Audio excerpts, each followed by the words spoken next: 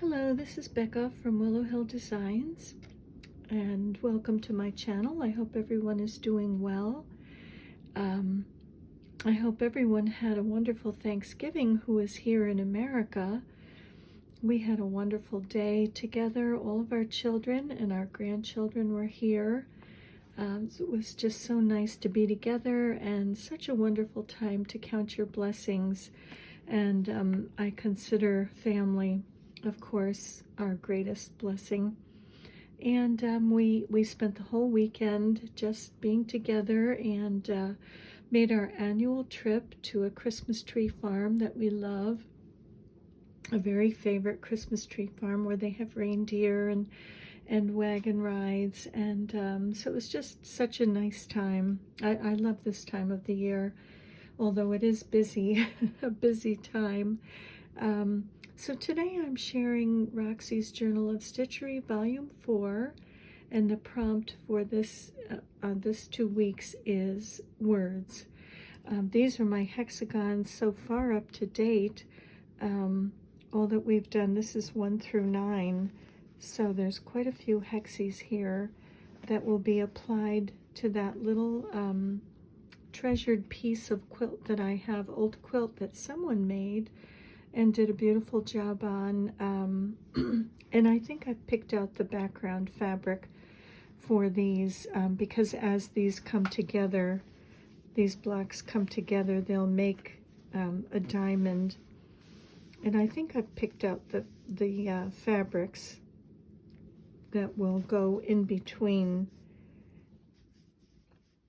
the hexes where this diamond is, and I'll share that probably next video.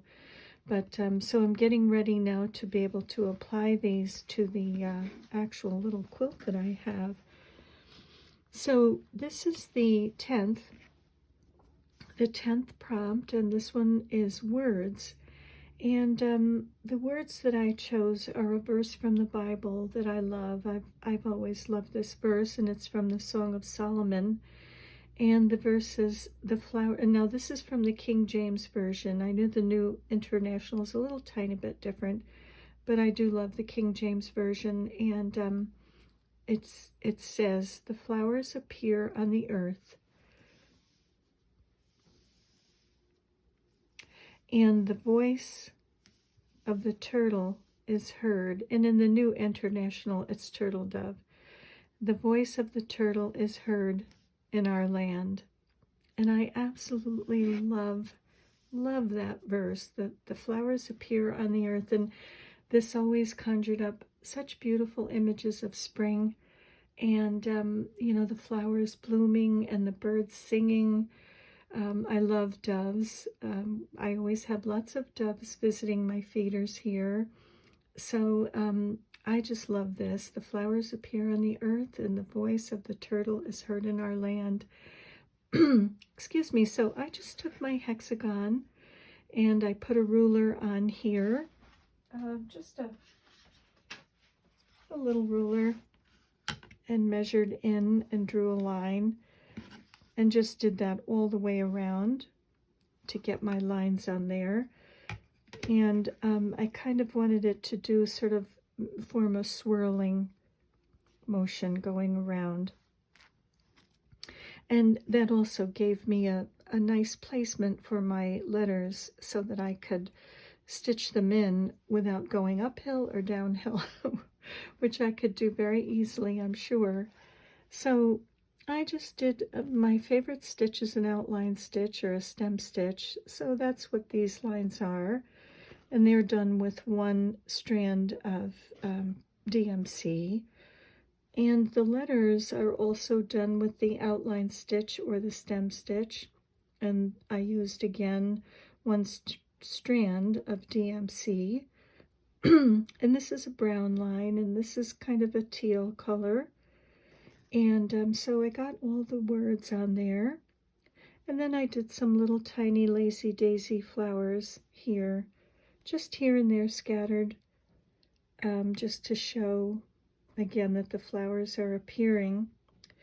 And so then I planned that I would put my design in the center of this larger hexagon and within the smaller hexagon. And you may not be able to see it, but there is a lace border. It's very subtle, but I know it's there. There's a lace border there, and it is, I cut a hexagon out of this lace right here. And there's all sorts of little treasured pieces that I save. I don't throw any of it out because you never know. So it's this lace that I used and cut out a hexagon. And I placed the hexagon on here, and then I decided to cut the center out of the hexagon. So this little center was in here, and I just cut that out. And that gave me kind of a little frame. Again, I don't know if you can see it. It is there, this little frame. And that gave me a little frame for my embroidery of the flowers in the center. And I just did an outline stitch here with some lazy daisies with a little bit longer point where you secure them. I just took a larger stitch there and left those open for the background, this muslin background, to show through. And then I did some kind of stylized leaves here again, and this was done with a number 12, I think it was 12 pearl cotton. This, and it's a variegated green. And then these stylized leaves again are a lazy daisy and kind of a feather stitch in the center of just a different color to give a little bit of interest here to the leaves. I didn't want to make anything too heavy or too solid. I wanted it to be very delicate. And then the flowers are kind of buds here.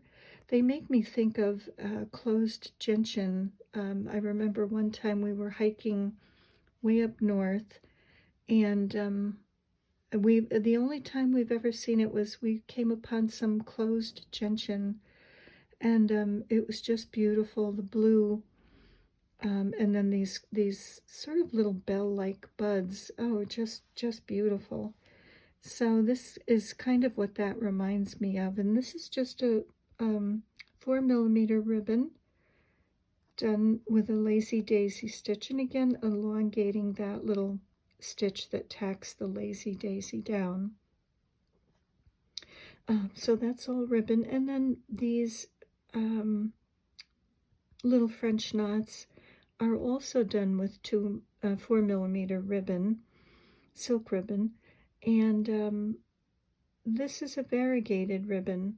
It's different than this color. There were some blues and a little tiny bit of lavender and a little bit deeper, paler lavender ivory. I just did some French knots in here for some buds. And let's see, I think that's it. So I just liked that it was very light and airy and very delicate, and just one of my favorite verses that I thought would be beautiful in this piece when everything is all put together. So I'll just give you a little close-up of that.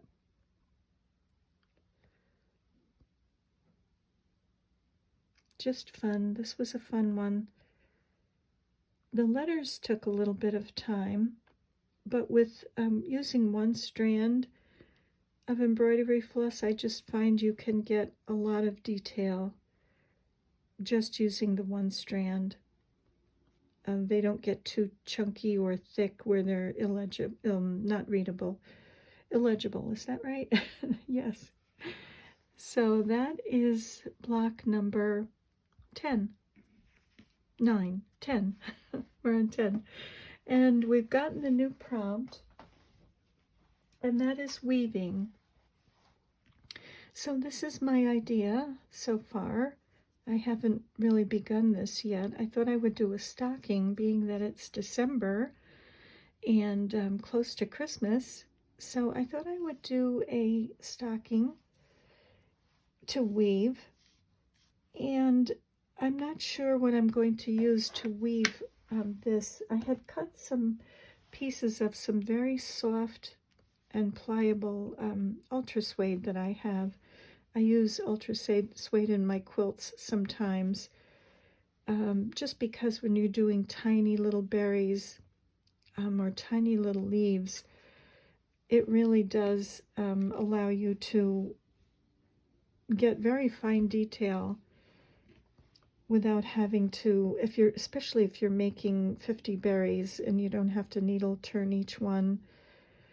So I don't know, I may weave this. This is a lighter color of the same ultra suede, so I may do something like that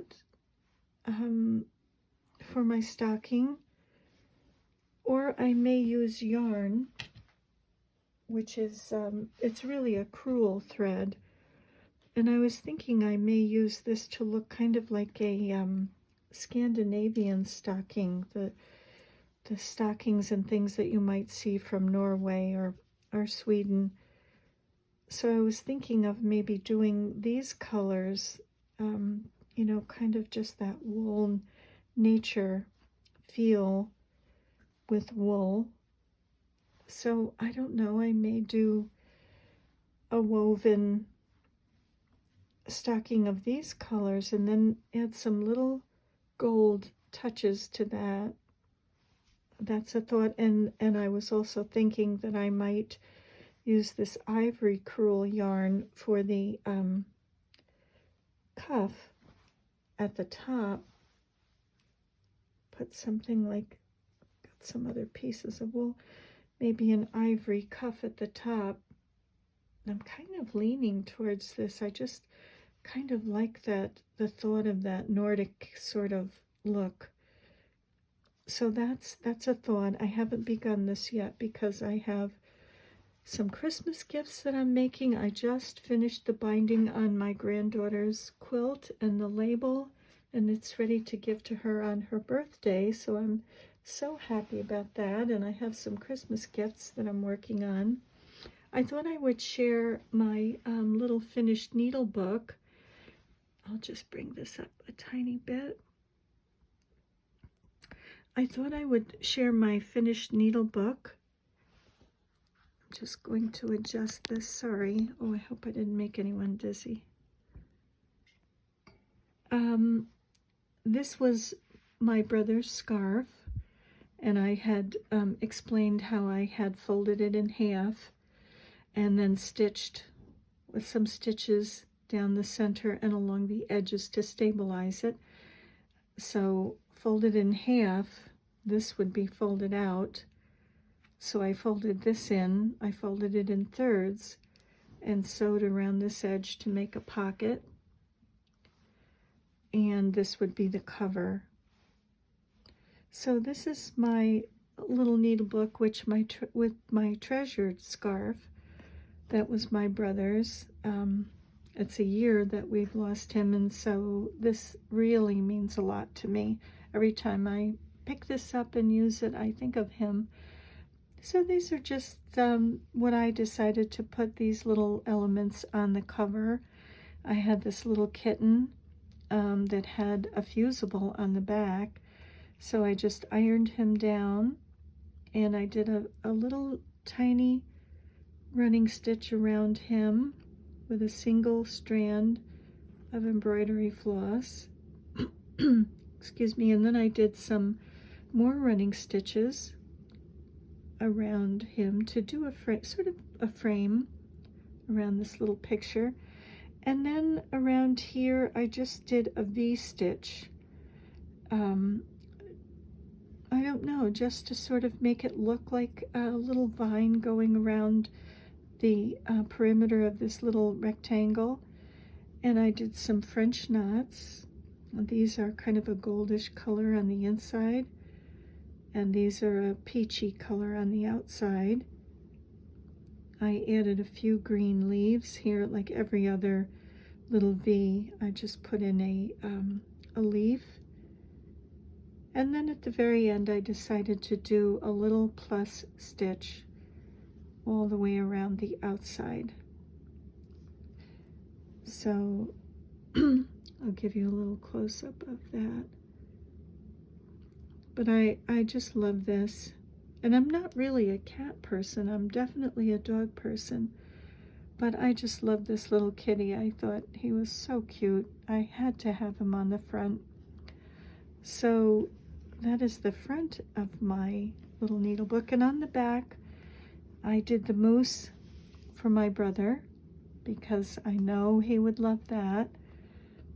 And I did around the edge a chain stitch. And in the chain stitch, I just made some black straight stitches to kind of just give a little bit of a different look to it, a little different design. And then around the outside, I did a running stitch, and then came back and added kind of, I guess, what looks like a V. This makes me think of tracks in the woods that you might see. You know, that the moose has a cloven hoof, so it just made me think of tracks. So that was done for my brother. I think he'd approve of that.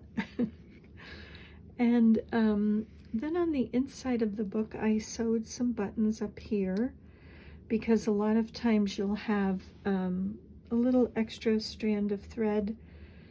And if you're continuing to work with that color, and you don't want a big bunch of, you know, knotted mess in your book, I just take them and wrap them around my finger and then around the button.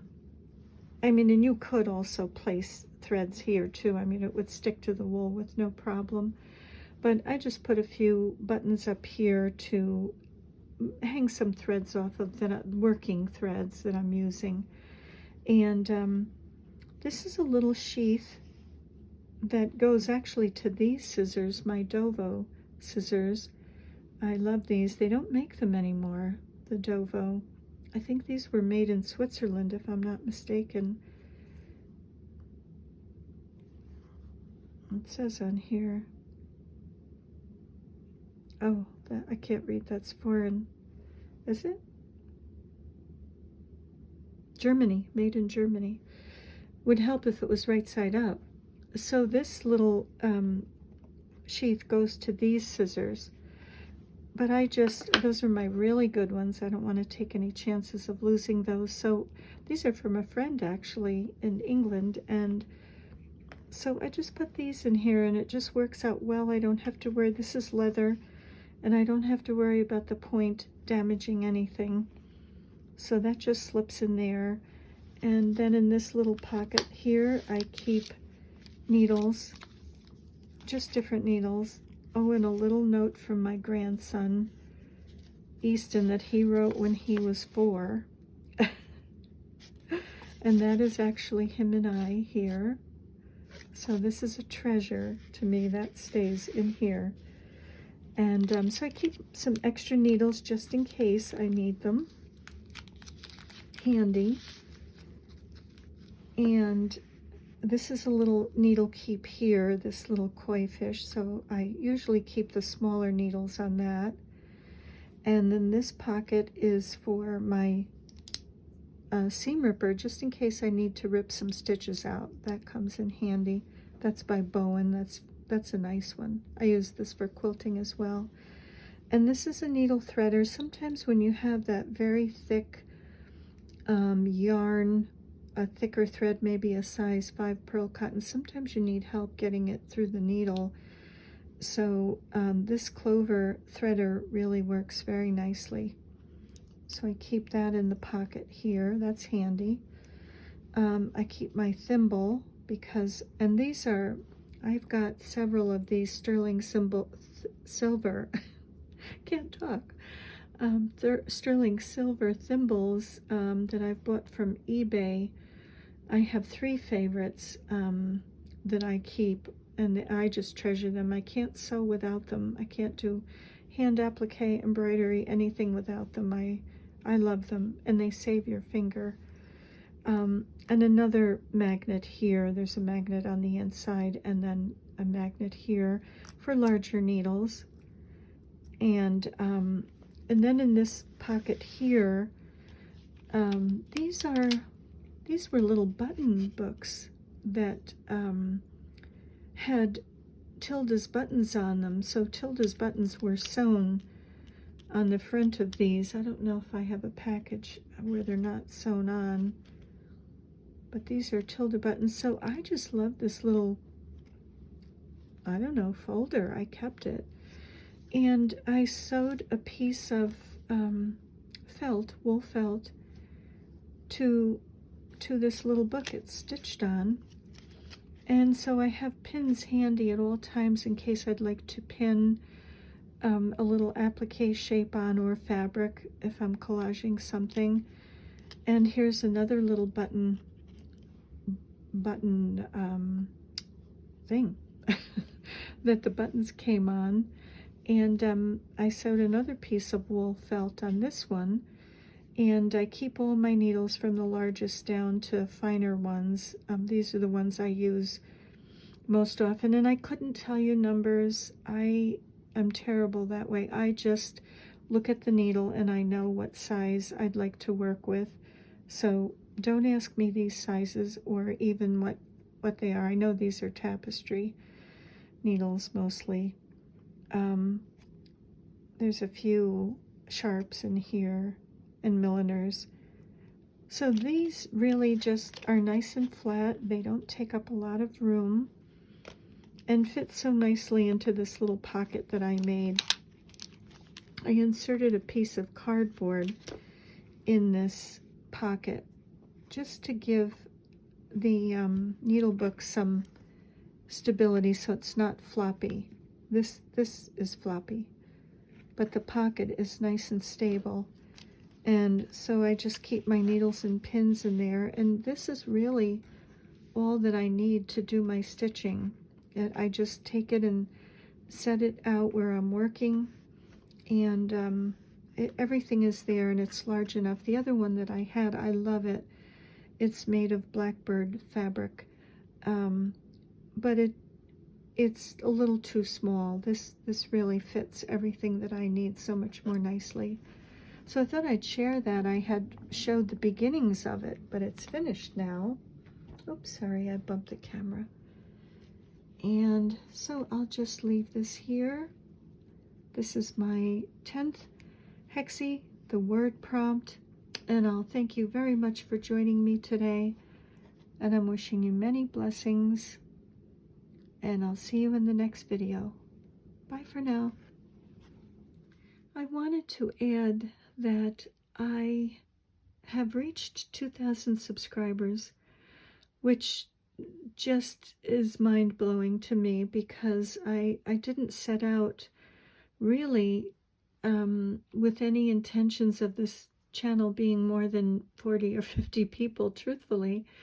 So I am really amazed at that, and I'm very touched that people join me on my journey. Thank you to all of the new people that have subscribed. And I would like to do some sort of a giveaway for my channel. I know I have some quilters that follow me and some slow stitchers. I think that's kind of the mix, because that's really all that I share. I don't share any other painting or things like that. So I'm trying to work out a nice idea to put together that will be useful to slow stitchers and also to quilters. So I'll give that some thought, and I will come back with some more information on that. And that's just a little thank you for tuning in and joining me on this journey. I find the most fun is sharing. I love to see what other people are doing. It gives me inspiration, and I hope that in some small way I inspire others as well. There's so many unpleasant things going on in this world, and it's just wonderful to have these videos and be able to look and see beauty and tune out all of the rest of the chaos that goes on around us. But again, I'll say bye for now. Thank you for watching. Bye-bye.